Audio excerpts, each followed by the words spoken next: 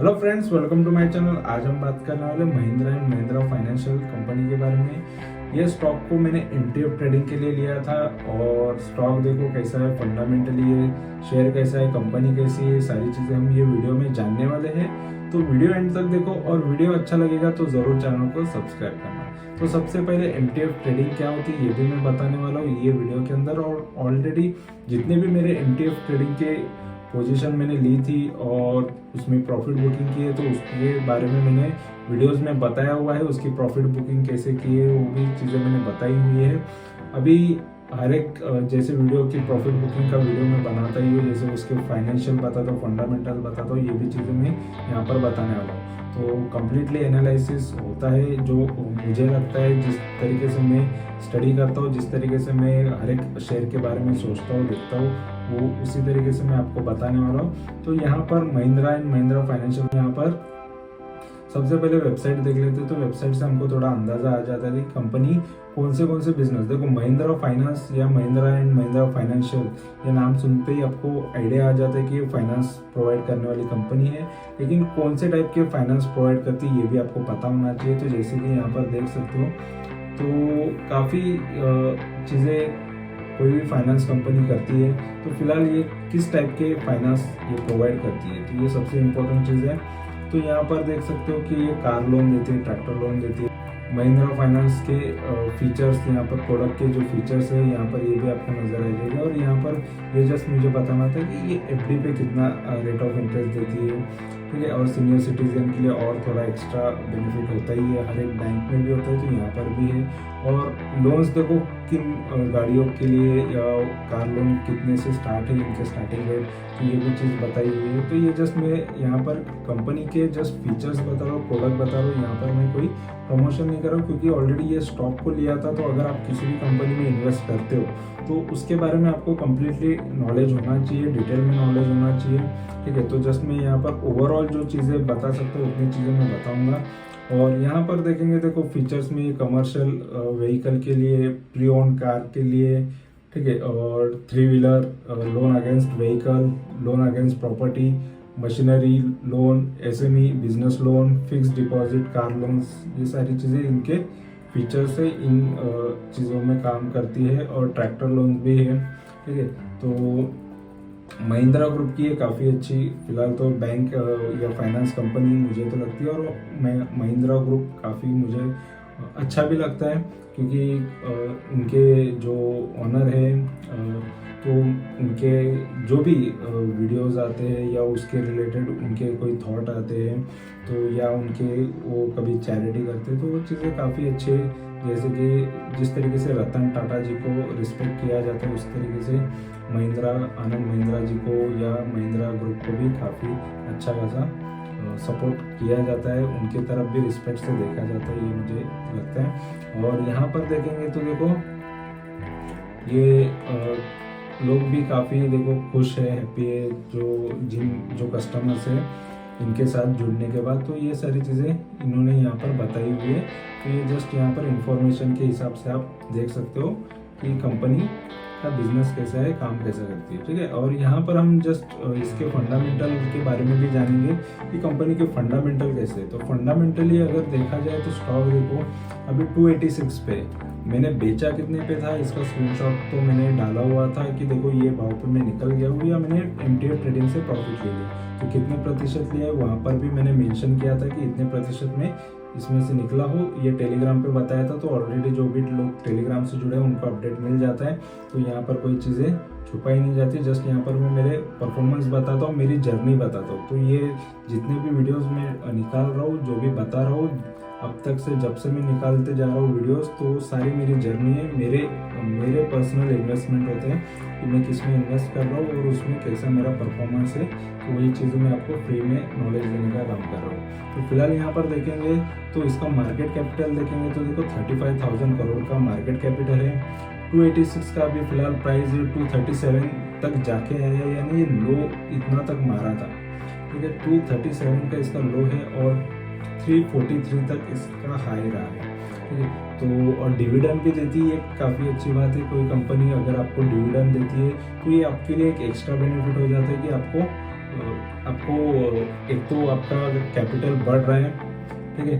अगर आप शेयर में इन्वेस्टेड हो, अगर वो शेयर्स काफ़ी अच्छा ग्रो करता है 1 साल के अंदर, साथ में आपको ये 2-2.5% के डायरेक्टली डिविडेंड, अगर आपके जितने क्वांटिटीज के शेयर्स होंगे तो उतने अच्छे खासे बेनिफिट आपको मिल जाता है। यहाँ पर बुक वैल्यू देखेंगे तो देखो थोड़ा अभी करंट प्राइस से तो कम ही है, और स्टॉक का पी मुझे काफ़ी अट्रैक्टिव नज़र आ रहा है, 17 का पी आ रहा है, और ROC ROE भी ठीक ठाक है, फेस वैल्यू 2 का है। और अगर हम देखते हैं यहाँ पर आपको नजर आएगा ये 1 साल में काफी उतार चढ़ाव तो दिखा है, लेकिन ये फिर भी यहाँ पर देखेंगे तो काफी, देखो ये इसी तरीके से ट्रेडिंग मोस्ट ऑफ होती है, कुछ कुछ ये ट्रेडिंग के लिए जो स्टॉक होते हैं, लेकिन इसने 3 साल में काफी अच्छे रिटर्न दिए, लगभग 138 से स्टॉक काफी अच्छा भागा है, और ये लगभग देखेंगे तो 138 से लगभग 2 गुना 2.5 गुना के ऊपर इसने रिटर्न दे चुका है। और अगर हम देखेंगे इसमें तो 5 साल से भी काफ़ी अच्छे रिटर्न दे चुका है ये स्टॉक। यहाँ पर देखेंगे 85 से काफ़ी अच्छा ग्रो हुआ है। और 10 साल की बात करेंगे तो 10 साल में भी ये स्टॉक देखो काफ़ी उतार चढ़ाव दिखाए है, इसमें काफ़ी अप्स एंड डाउन दिखाए हुए हैं। और मैक्स की बात करेंगे तो इसने मैक्स में भी मल्टी वैगर रिटर्न दे चुका है, लगभग देखेंगे तो 2006 से यहाँ पर डेटा आ रहा है, और 2006 से ये स्टॉक काफ़ी अच्छा ग्रो हुआ है, ठीक है। और यहाँ पर अगर हम देखेंगे तो यहाँ पर प्रोज एंड कॉन्स की बात करेंगे तो यहाँ पर देखेंगे पॉजिटिव चीज़ें इसमें एक यहाँ पर बता रही जो है इसका डिविडेंड, और नेगेटिव चीज़ों में तो 3 चीज़ें यहाँ पर हमको नेगेटिव नज़र आ रही है। पीयर कंपैरिजन की बात करेंगे तो देखो यहाँ पर बजाज फाइनेंस जो काफ़ी बड़ी कंपनी है, वो टॉप की कंपनी यहाँ पर बताया जा रही है, क्योंकि इसका मार्केट कैपिटल देख लो 4,34,000 करोड़ की, ये ऑलरेडी कंपनी इतनी महंगी है, इसका मार्केट कैपिटल इतना ज़्यादा है, और शेयर का प्राइस भी देख लो। फिलहाल बजाज फाइनेंस मेरा पर्सनल होल्डिंग के अंदर भी है, इसके बारे में मैंने टेलीग्राम पे अपडेट दिया था, तो इसका वीडियो अगर बाकी है तो ये आ जाएगा, ठीक है। तो जितने भी स्टॉक मेरे होल्डिंग में उसके बारे में वीडियोस भी आते रहते हैं, जो भी मेरे पास होल्डिंग में है, ठीक है। जस्ट ये इन्फॉर्मेशन के लिए, मेरी जर्नी आपको बताने के लिए, ठीक है। और बाकी जो भी बाइंग सेलिंग का कभी भी मैं यहाँ पर रिकमेंडेशन नहीं देता हूँ, क्योंकि मेरे से आप रिकमेंडेशन लेके आप अगर आपको नुकसान होता है तो ये इसमें मेरा सबसे ज़्यादा उससे मुझे खराब लगेगा कि इससे क्या हो जाएगा कि मेरे वजह से किसी को नुकसान ना हो। तो इस वजह से जस्ट मेरी जर्नी देखो, और मेरी जर्नी की वजह से कितने लोगों को फ़ायदा होता है वो आपको यहाँ से सीखना है। जस्ट सीखने पे ध्यान दो, सीखने पे फोकस करो, और अब तक के जितने भी वीडियो है वो सारे पहले एक बार देख लो कि उसमें कितना मैंने फ़ायदा किया है या नुकसान किया है, वो सारी चीज़ें आपको पता चलेगी, ठीक है। तो यहाँ पर बाइंग सेलिंग रिकमेंडेशन ऐसे भी कोई दे नहीं सकता, तो इसलिए मैं भी नहीं देना पसंद करता हूँ, ठीक है। और यहाँ पर क्वार्टरली रिजल्ट्स की बात करेंगे तो देखो ये स्टॉक जो है जून 2021 से लेकर जून 2024 तक यहाँ पर आपको नज़र आएगा इसका रेवेन्यू बढ़ता हुआ नज़र आएगा। 2-2.5 करोड़ से ये इसका यहाँ पर रेवेन्यू हमको 4,300 करोड़ तक जाता हुआ नज़र आ रहा है। और यहाँ पर नेट प्रॉफिट देखेंगे तो देखो पहले लॉस कर रही थी कंपनी, क्वार्टरली अगर देखा जाए तो 1573 करोड़ का कंपनी लॉस कर रही थी, अभी देखेंगे तो 497 करोड़ का कंपनी प्रॉफिट कर रही है। तो लॉस से प्रॉफिट में कन्वर्ट होता हुआ हमको यहाँ पर नजर आ रहा है, ये भी चीज़ मुझे फिलहाल अच्छी नजर आ रही है। प्रॉफिट एंड लॉस की बात करेंगे तो यहाँ पर हमको नजर आएगा, यानी 2013 से हम देखेंगे इसका डेटा, तो डेटा में आपको नजर आएगा कि देखो रेवेन्यू जो है कंपनी का 4,175 करोड़ से लेके यहाँ पर 15,963 करोड़ तक यहाँ पर आपको नजर आएगा, यानी काफी अच्छा ग्रो इसका रेवेन्यू हमको ईयर ऑन ईयर बढ़ता हुआ हमको नजर आ रहा है, ठीक है। तो और अगर हम इसका प्रॉफिट की बात करेंगे तो नेट प्रॉफिट देखो 929 करोड़ से लेके अभी यहाँ पर लगभग 2000 करोड़ तक कंपनी का नेट प्रॉफिट में भी ग्रोथ हमको देखने मिला है, तो नेट प्रॉफिट भी डबल हो गया है। लेकिन ये स्टॉक में अगर आप 10 साल से इन्वेस्टेड होते हैं तो ये स्टॉक आपको जस्ट 5% के सालाना रिटर्न देता है, यानी लॉन्ग टर्म में इसने कुछ खास रिटर्न नहीं दिया अगर आप 10 साल से इन्वेस्टेड होते हैं। अगर लेकिन 5 साल से इन्वेस्टेड होते तो 8% के सालाना रिटर्न दिए है इसने, और 3 साल से इन्वेस्टेड होते तो लगभग 16% के सालाना रिटर्न दिया है। 1 साल में कोई खास रिटर्न यहाँ पर आपको नहीं नजर आएंगे। और फिलहाल यहाँ पर देखेंगे सेल्स ग्रोथ, तो यहाँ पर सेल्स ग्रोथ देखो कंपनी 10 साल से 12% का ग्रोथ कर रही है, सेल्स उसके 12% से बढ़ रहे तो भी ठीक है। और 5 साल से 9% है, 3 साल से भी 9% है यहाँ पर, और 10 साल से इसका प्रॉफिट ग्रोथ 7% का है, 5 साल से 1% का है, 3 साल से इसका 42% का यहाँ पर हमको सेल्स ग्रोथ, तो ये प्रॉफिट ग्रोथ है। तो प्रॉफिट ग्रोथ यहाँ पर जस्ट ये 3 साल में काफ़ी अच्छा ग्रो हुआ है, लेकिन टीटीएम में थोड़ा माइनस में नज़र आ रहा है, ठीक है। और अगर हम बैलेंस शीट की बात करते हैं तो देखो अगर इसका रिजर्व देखते हैं बैलेंस शीट के अंदर, तो रिजर्व यहाँ पर हमको बढ़ता हुआ ही नज़र आ रहा है। इसका ग्राफ अगर हम देखेंगे भी तो हमको ये ग्रो ही करता हुआ नज़र आएगा। तो 4,400 करोड़ से अभी रिजर्व देखो 19,600 करोड़ तक कंपनी का रिजर्व है। और बोरोइंग की बात करेंगे तो 20,000 करोड़ से लेके अभी 98,000 करोड़ तक कंपनी पर बोरोइंग है। तो बोरोइंग तो फाइनेंस कंपनीज के पास होती है, बोरो किया हुआ मनी होता है, उसी को इंटरेस्ट पे देके, ठीक है, बैच पे देके, बैच से ही कमाते हैं वो तो आपको नज़र आएगा। कोई भी फाइनेंस कंपनी का बैलेंस शीट देख लो, उसमें आपको ये चीज़ें हमेशा नज़र आएगी, ठीक है। लेकिन उसके बदले कंपनी कितना रिटर्न जनरेट कर रही है, कितना इंटरेस्ट कमा रही है, उसकी अर्निंग कैसी है, ये डिपेंड करता है। और शेयर होल्डिंग में देखेंगे तो देखो यहाँ पर मेजॉरिटी शेयर्स अभी भी प्रमोटर के पास है, 52% के शेयर्स प्रमोटर के पास है, उसके बाद डीआईएस के पास है। डीआईएस के पास देखेंगे लगभग 10% की होल्डिंग है, यानी इसके अंदर म्यूचुअल फंड भी आ सकते हैं या बड़े कोई इन्वेस्टर्स, इंस्टीट्यूशनल इन्वेस्टर आ सकते हैं। पब्लिक का यहाँ पर देखेंगे डीआईएस के बाद पब्लिक का भी अच्छा है।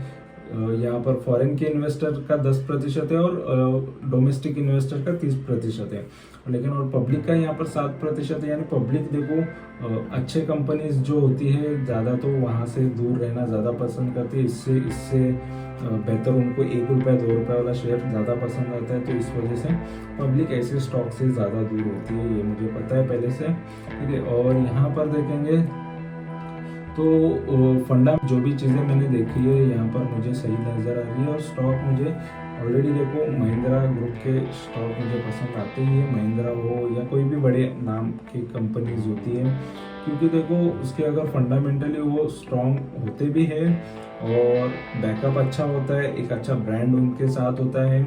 और मार्केट में देखो अप्स एंड डाउन आते रहते, बिजनेस की बात है, बिजनेस को कैसा चलाना है ये बड़े ग्रुप को ज़्यादा पता होता है, ठीक है। तो फिलहाल यहाँ पर देखो ये स्टॉक में अभी मेरी होल्डिंग नहीं है। और इसमें देखो मैंने जैसे कहा कि मैंने इसमें एमटीएफ ट्रेडिंग से प्रॉफिट लिया। एमटीएफ ट्रेडिंग क्या होती है, मैंने जब भी एमटीएफ ट्रेडिंग से प्रॉफिट लिया मैंने बताया हुआ है। और इसका वीडियो मैंने कब डाला था यहाँ पर मैं जस्ट इसका स्क्रीनशॉट कब डाला था मैं जस्ट बता देता हूँ। तो लगभग इसको मैंने 320 के भाव पे बेचा था और 320 का भाव पे बेचा तो लगभग मेरा वो टाइम पे 25% का प्रॉफिट हुआ था एमटीएफ में 25% मतलब अगर समझ लो मुझे 3 गुना 4 गुना मुझे प्रॉफिट होता है।